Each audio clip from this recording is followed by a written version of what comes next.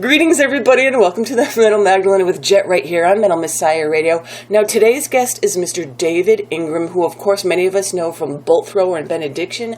Now, David was with us last year to talk about Hail of Bullets, and we also talked about Bolt Thrower and Benediction. And today we'll be talking about some of his current work with his bands Echelon and Ursinne. Now, welcome back to the show, David. Thank you very much. Thanks for having me again. So, David, Hail of Bullets recently played at the Eindhoven metal meeting last month. Lots of stuff went on there. How was that show for you guys? Well, the Eindhoven metal meeting was fantastic. It really was. It was a great from the moment I got off the plane. I was picked up at the airport and took a train to Eindhoven and met saw the guys, hung out, met a lot of old friends and new friends as well, and had a wonderful time. And I'm definitely going back to Holland, even before we rehearse. So, but yeah, it was really good. I mean, the crowd. It was a sold out show. The crowd were amazing. The actual. The people that put the festival on and all the staff that were there were so cool. They were so nice, and they were falling over themselves to help everybody. And the stage management was excellent, and it was just a great time. And I remember during the first 3 or 4 seconds of the first song that the intro had finished and the band started playing, and I started to headbang, and suddenly this thought just crossed my mind, and I almost stopped headbanging, and I thought, I'm really going to enjoy this. And I did. And you had some memorable moments too there, right? I mean, weren't you up on stage there with Carl of Bolt Thrower? Yeah, I mean, the video's up on YouTube, and you may hear me at the beginning saying, I'm a bit pissed. Because I was. What had happened was, I got up that Saturday morning, and I'd gone out to a beer tasting at this bar around the corner. With a very, very dear friend. And, we're drinking all these IPAs and heavy porters and stuff. And by the time I got to the gig, I was a bit, oh, dear. And I thought, okay, I'll just have a couple of beers before Memoriam go on. And drank them and never thought about it. And when I walked out on stage, they all hit me. And I was, oh, God, bloody hell. I shouldn't have had those beers. But it was a lot of fun. It really was. And it didn't detract from my enjoyment at all. And I think everyone was pleased by the surprise spot that we did. Oh. We had been planning it for a little while. We've been sort of emailing stuff backwards and forwards, me and Carl and Whale. Also, in fact, all of them, the whole band, we've been in touch for several months about it. And, the fans, especially like the old Bolt Thrower fans, they must have absolutely loved it to see that. I mean, just watching the video, I wouldn't know that you were slightly inebriated. I mean, looked like you just were having such a great time up there, and it was just nice seeing both singers up there from Bolt Thrower at the same time, at this point in time, So for us watching the video, it was great. So I could just imagine what the energy was like at the show during that time. Yeah, it was. There was an incredible buzz. It really was. That was one of the biggest stage highs. There was one moment, if you watch the video, where I'm holding my hand up and pointing to it, and Carl comes over and he's pointing at my hand. I've actually got the first word of every verse and they're written on my hand. Because I couldn't remember it, and I'm glad I had that done, because with the drinks and everything, I would never have remembered the damn song, even though I wrote the fucking thing. Well, it's a good thing that you had those. You see, you kind of know yourself pretty good then, David, it sounds like. Yeah. No. Yeah. I'm an idiot. But at least you know that, and you prepare for that, so that's a good thing. Yeah. Now, David, before we get up to date with your current projects, now, seeing you were around for the beginnings of this whole death metal movement, how did you see the genre emerging when it first came out, and then later starting to develop back in the earlier days of it? I think the early days I saw as being very clumsy. Mm-hmm. I mean, looking back now, at the time, I thought it was just this brand new emerging, something was giving birth to something, and it was wonderful. That's the only way I could describe it. But looking back now, I could see it was very clumsy. There was very low-budget demos and covers, and I mean, compared with today, of course, it was very, very old school. That's why it's called old school death metal. It's progressed, it's evolved, it's moved on, it's changed. Do I want to go back to those days? Maybe not that far back, maybe to the 90s. And that's what I'm trying to do with these other projects that I'm involved with, trying to get back to that old school sound. And I think for the most we've achieved it. Even though we're using modern technology, I think the only way we're really going to get that sound is to get everything as it was back in the early 90s. All the recording equipment, etc. And when bands first started using like these death metal vocals, were there a lot of people saying, what the hell is this, after hearing nothing but clean vocals all their lives before the birth of all this? I think it was just an amalgamation, a joint birthing of punk and thrash metal, because the thrash metal had a lot of clean vocals, and the punk was just noisy. And they put them together, and I say this, I will always believe this, that the first person to do the death metal growls was Cam Lee in the band Mantis. And for me, that was the first time that it was done. And so he is the great-grandfather, I would say. Sorry, Cam, I'm making you sound really old, but, well, fuck it, you are. But, he's the guy that started it all, and he doesn't get enough credit for it, and I think he should. So what did you think the first time you heard, like, these real, like Cam Lee's vocals? Were you like, this is awesome, or like, I knew it was exactly what I'd been looking for. For many years, I'd listened to a lot of punk, and I had that, and also stuff like Black Sabbath and Iron Maiden and all the thrash and the heavy metal. And I wanted something different. I really did want that deep sound. I wanted the Black Sabbath sound, but I wanted the punk and thrash metal vocals, and that's what death metal was to me. Okay, there was a lot more speed to it, and it wasn't quite as orchestrated, or there wasn't as much finesse as Black Sabbath had. But there was more of a charm to it than that. So so when death metal emerged, I knew that was it. That was what I was really going to be into, and I was. And of course, you gave us some of your thoughts on how the genre has developed over the years, and boy, has it developed and split and subgenre. It's just insane now, but all with that, death metal vocals actually is what they all have in common. I mean, even your extreme bands and these slam bands, and they still all have this, like you said, what Cam Lee started, these death metal vocals, that's all there were. Yeah. and speaking of developing over the years, in our previous interview we talked about your time in Benediction and Bolt Thrower and your recent addition to Hail of Bullets, but we didn't really talk a lot about your current releases, mainly because, well, the current ones weren't out yet, but now they are, since the last month, actually, since we're in January. But first of all, Dave, tell us about forming Echelon, what year you formed that, and what you wished to accomplish in this band or project of yours. Well, it started out as a project. It's become a band because there's 5 of us in there. We've got the whole 2 guitarists, bass player, drummer, vocalist. So it's become a band, although at the moment the drummer lives in the States and the rest of us are in Scandinavia. So it's kind of difficult to play live or even rehearse. But, we're thinking about it. We are thinking about it. But it was I think it was 2014. And we just finished recording the second Down Among the Dead Men album. And Roger and I... We'd also covered an Anvil song on that album, and Roger had never done anything quite like that before, he said. But he'd got some music that he'd squirreled away a long time ago, and he said he'd bring it out and update it, re-record it. Maybe we could do some other things with it, and it became an album. And I said, well, how about we call it Echelon? And I've got some lyrics. I actually had a complete album's worth of lyrics that I just basically rolled over these songs.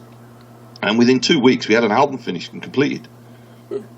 And it came out around about the same time, I think a few days before the second Down Among the Dead Men album. And that was the... what the hell was that album called? It's got this massively long title. Indulgence over Abstinence Behind the Obsidian Veil. That was it. Yeah, I was a pretentious asshole that day when I wrote that fucking title. Anyway, we did that, and we said, yeah, we'll work on something else. And then a long period went through, and I was doing the Hail of Bullets thing. I came back from the MDF show, the Maryland Death Fest, and Roger had sent me an email with a bunch of tracks on Dropbox, and I downloaded them. He said, yeah, this is the new Echelon stuff. Can you write it?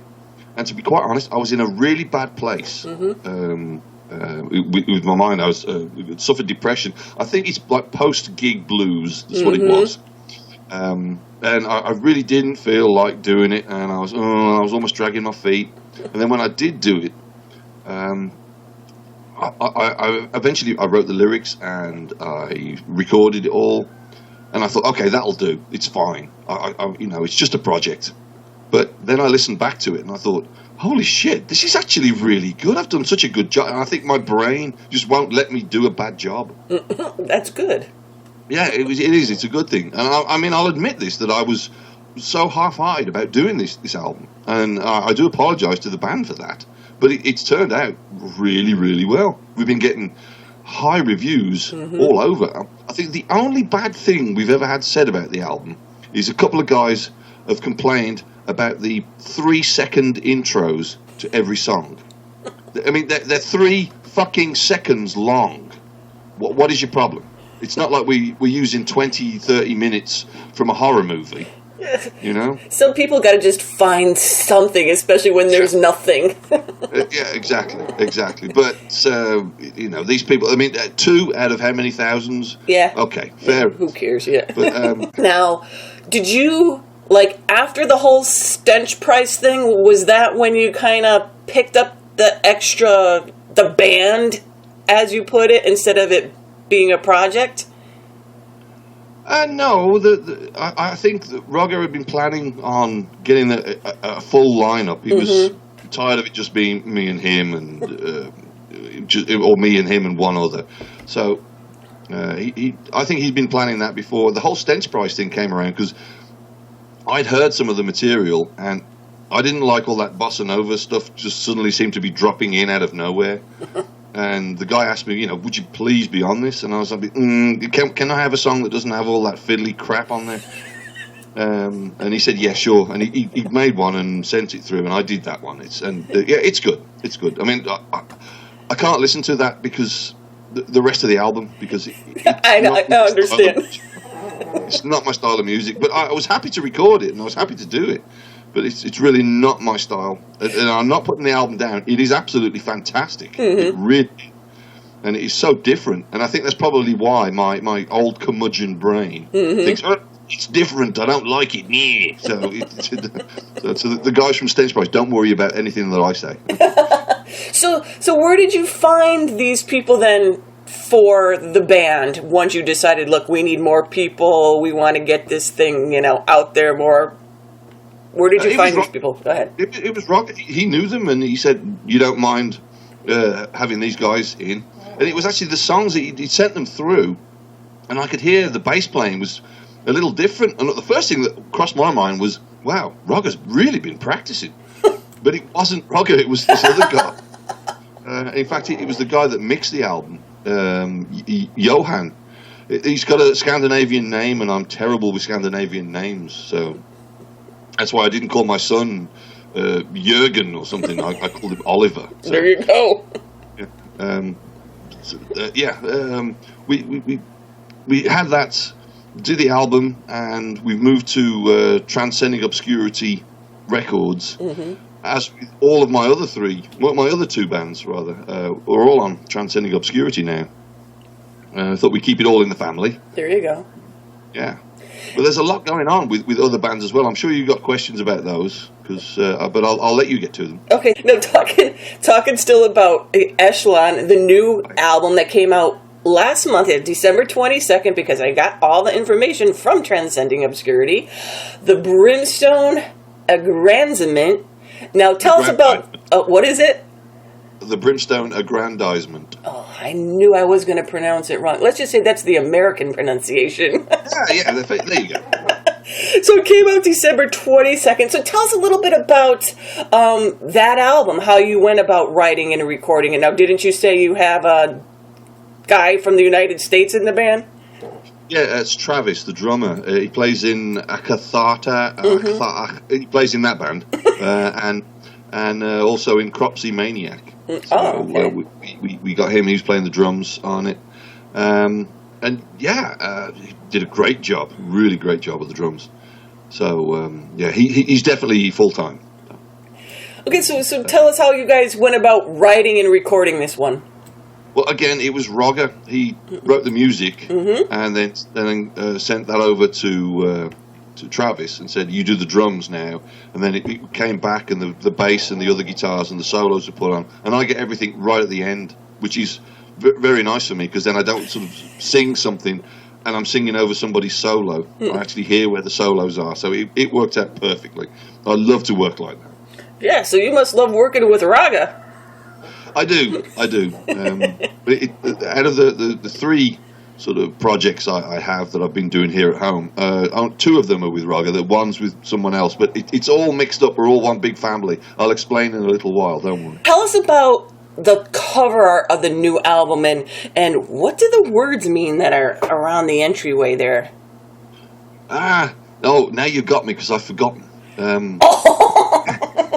Yeah, I should have remembered this, because the artist, he said he was going to put them on, and I said, oh, that's great. And then I was doing an interview, a written interview on email, and somebody asked me the same question, and I had to write to him and say, what were those words again around the door?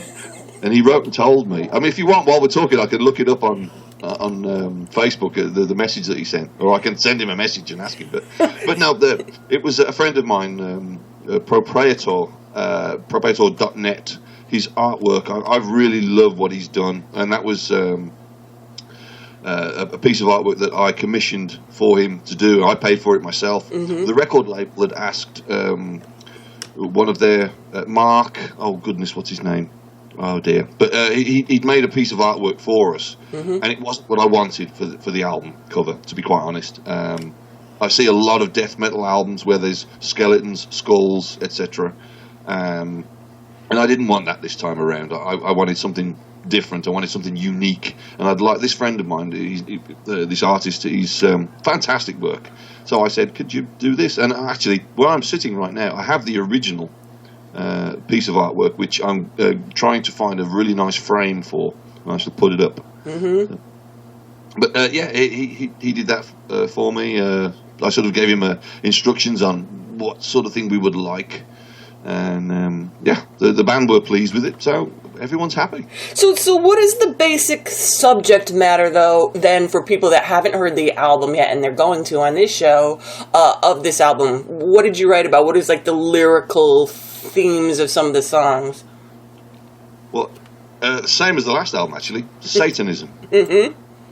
I'm a member of the Church of Satan. I'm actually been elevated to the level of warlock in the Church of Satan.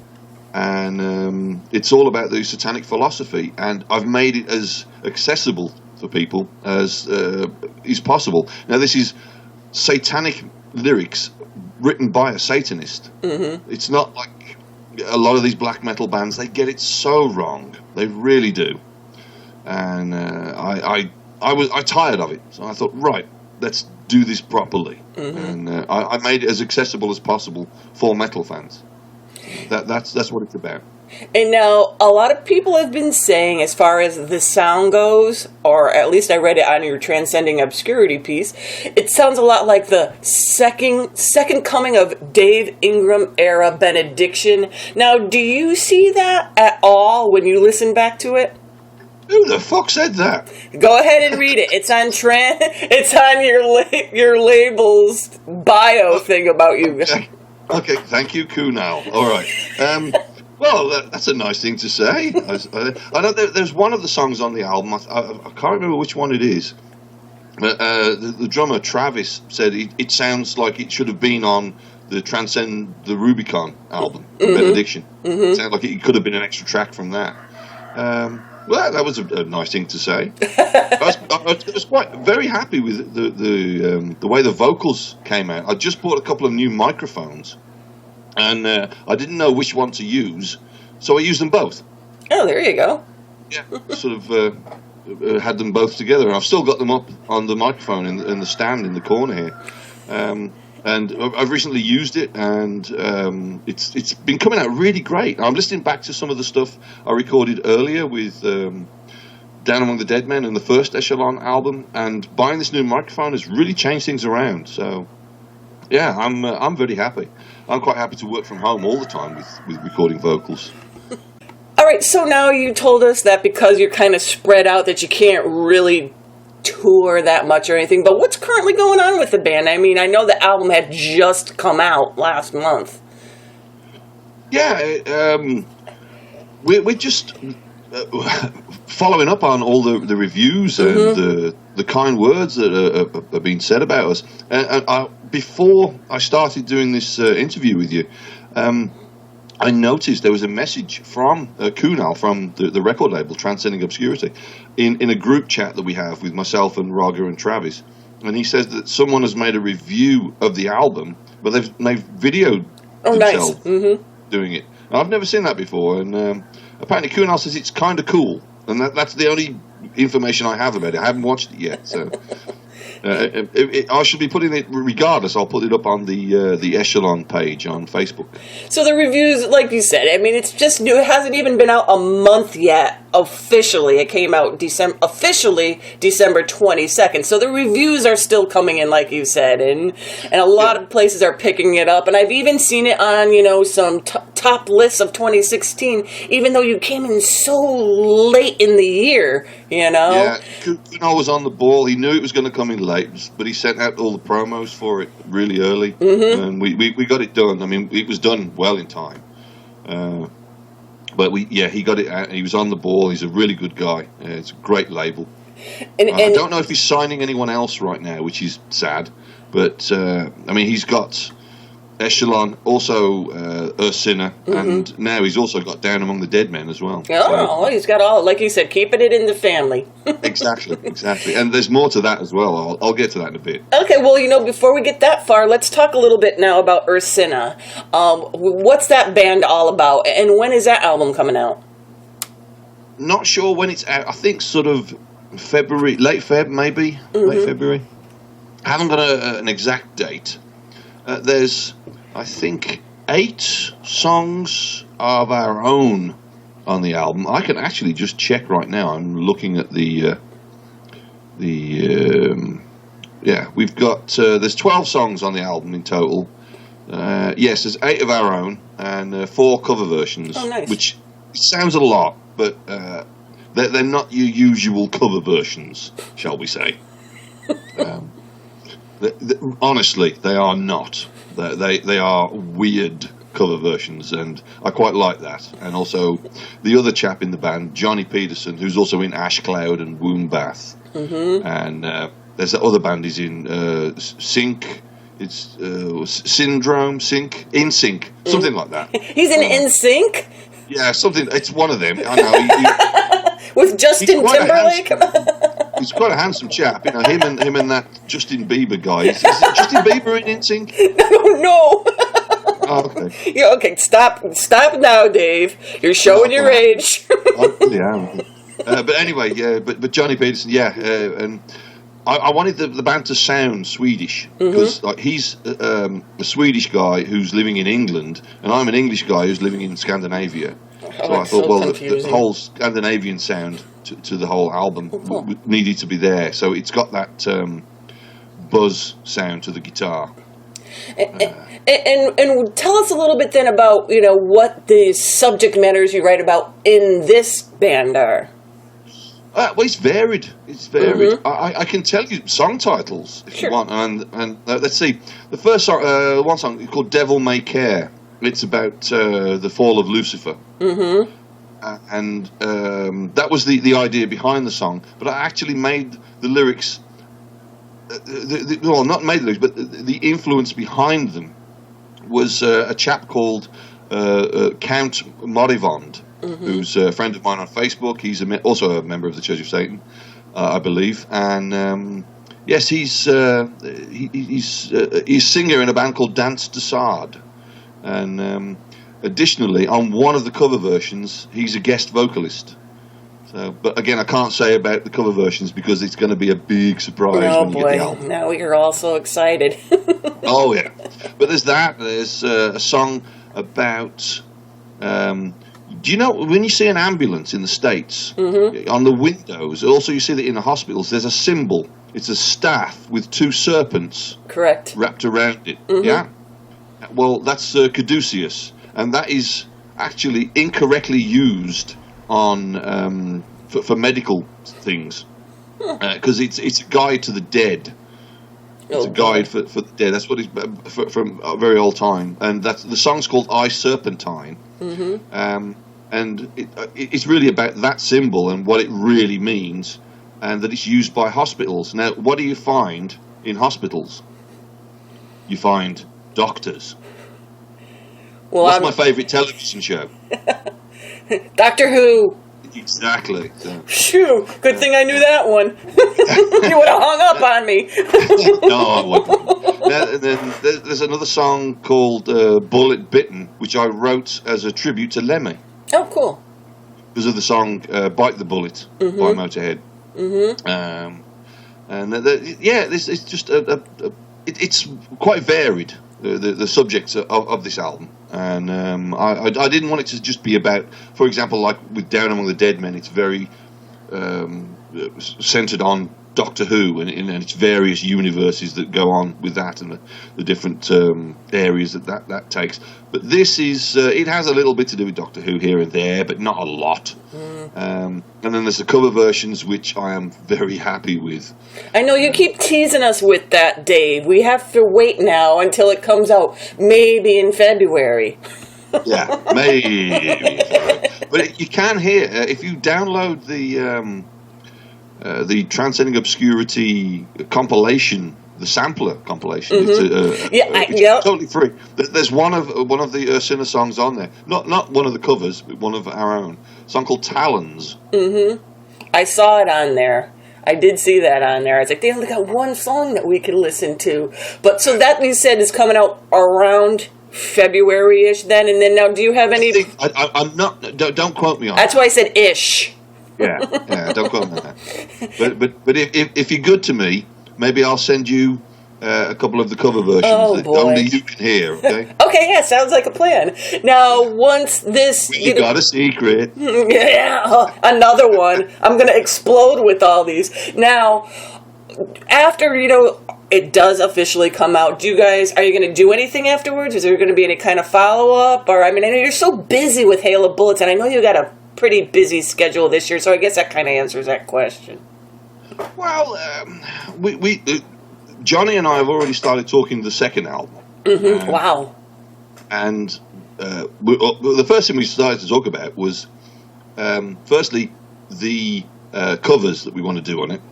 And we know at least 3. Well, there might even be more. We may actually do 2 discs for the next album. One with covers, and we have some old demo versions of songs from the first album. Oh, cool. And so we might be using those as well.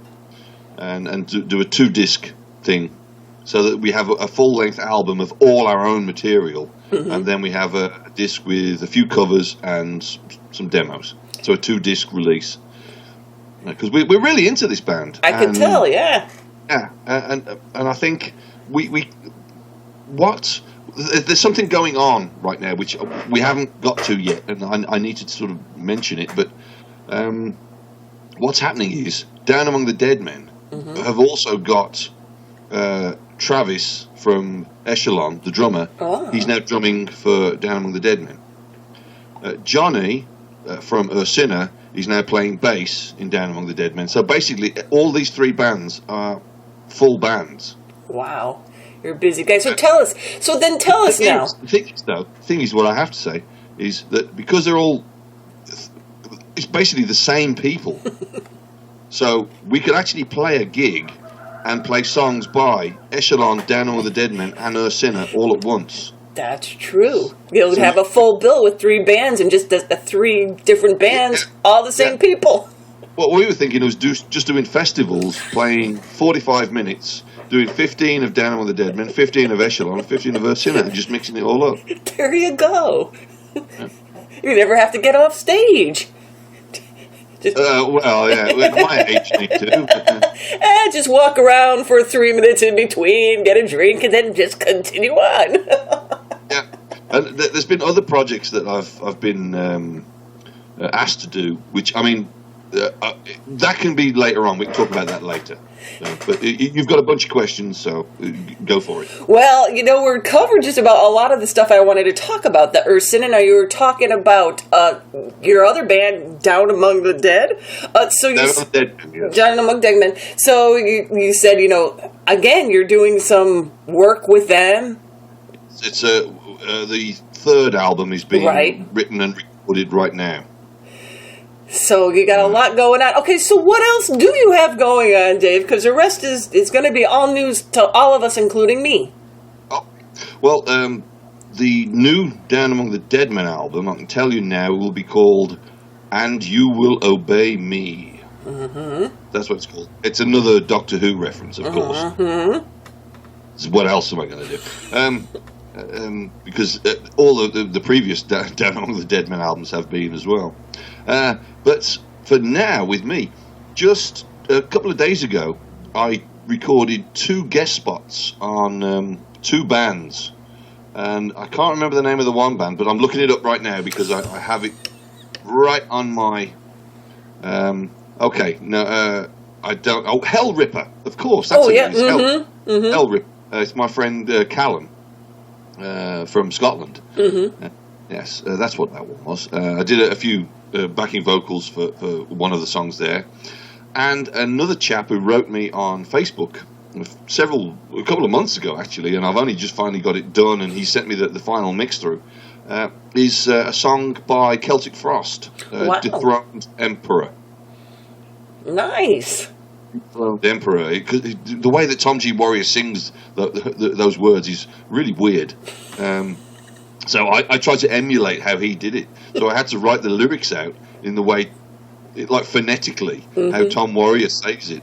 I think I did a good job.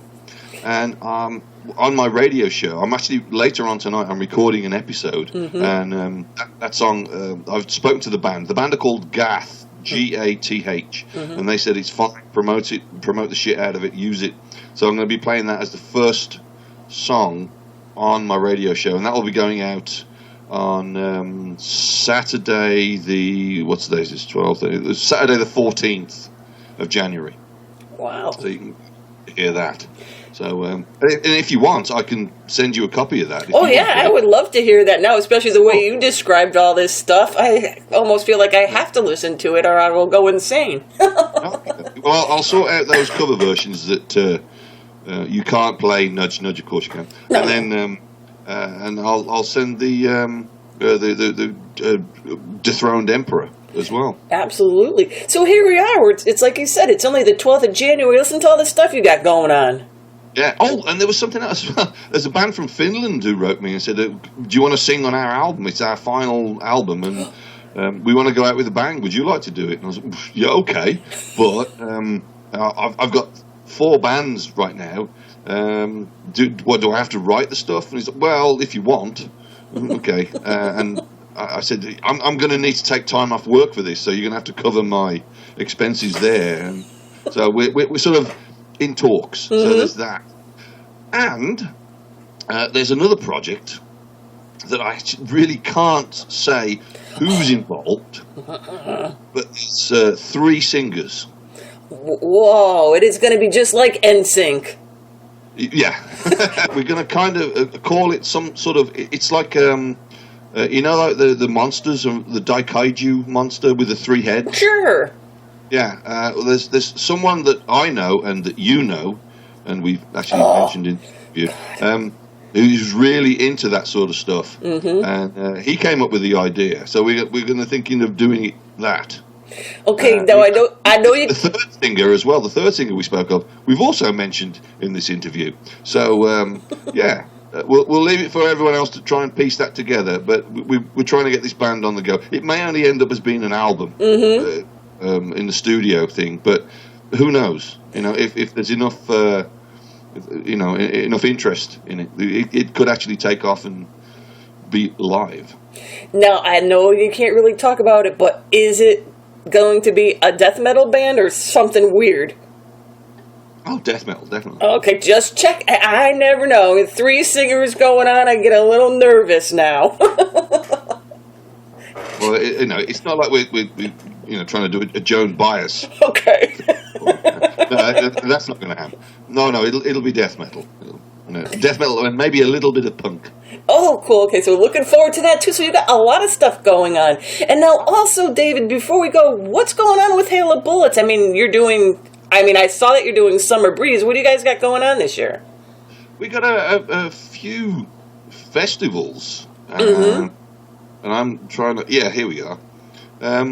So we've got the Summer Breeze, that's the August 18th or the 19th, I think. It's one of those 2 dates. But the week before, on the 12th, August 12th, is the Into the Grave in Holland. Oh. Uh-oh. So there's those 2 at least, and there's another one that's in negotiations, which, until we've got anything confirmed. Right. Okay. And I'm writing lyrics all the time. Nice. And keeping that on the boil in my head. And the guys are getting together and writing some riffs and songs, and we have one that's, I think it's finished. I think it's great, but I don't know if the other guys are that happy with it, so it may get changed around, it may get taken apart and put back together. Who knows? This is what being in a band's all about. Absolutely, and even with talking with Stefan, I know you guys... Everybody in that band is always so busy. Like, listen to you already. All this stuff everybody has going on. So I know it's a little harder to get organized. I mean, you just got in that band last year, and it's like you've done so much, like you've been in it the whole time, And even with, seeing your videos from you performing with them, it's such a natural fit. Everything sounds great, like you've always been there, So I know for Hail of Bullet fans like myself, it's nice seeing you up there, because everybody gets a little nervous with a new singer, And there's always going to be a couple of people that can never accept it. It's like you said, some people just cannot accept any kind of change whatsoever. Exactly. But I think it's a really great fit, and I've personally heard nothing negative coming through my mail systems and anything like that. So all these bands, David, they all have Facebook sites. Where could people go to find out all about this stuff? You should have something on your page with a list of all the links to all your bands. Yeah, I should, but I don't because I'm an idiot. But it's easy if you just search for the stuff. It will show up on Facebook because that's where everything's at. It's so much easier. I do have my own website, but I rarely update it with the newer bands because I'm just so freaking busy. Right. I just don't have the time to sit and do it. And Facebook makes it so much easier. So if you just type in Ursinne, Ursinne, it'll pop up. And same with Echelon, the same with Hail of Bullets, the same with Down Among the Dead Men. It will just pop up. One thing about the Hail of Bullets gig that I will confess to this. I will definitely confess to this. If you watch the videos from the Eindhoven metal meeting that fans have taken, and there's one that's very high quality, it's very good. If you watch the song General Winter, it's the third one in. I start singing, and then I sort of look a bit, oops. And then I start singing again. And actually, it's because they're playing General Winter, but I'm singing the lyrics to Advancing Once More.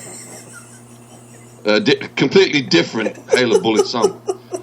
And what happened was there was a girl and her boyfriend at the front row, and they were both giving me the stink eye while I'm singing. And I looked down and I was like, shit, I'm doing this wrong, aren't I? And suddenly he just goes... and I'm there back in with the right lyrics, and I look down at them, and both of them are smiling, nodding their head. It's like, okay, thanks, guys. You're like, why can't just everybody be drunk in that audience? And they usually are. And a lot of times when you do stuff like that, nobody ever knows, and they're just continuing on with their stuff. But not wasn't your day, boy. You had the two of them giving you the stink. There was someone on YouTube who commented on the video who said, like, "Hey, is Dave singing the wrong lyrics to that song?" It's like, I had to comment on this, like, yes, you're absolutely correct. I was. Yes, he is. Hands up. I've got to admit to that. But the thing is, it worked well. It didn't sound wrong. It's sort of that they fit. But oh dear. Now for my own entertainment purposes, I have to go watch it. So, well, there you go. There's a lot of stuff up on YouTube too from at least your Hail of Bullet gigs, and there hasn't really, it's only been like a year, that you've been getting some of these things in.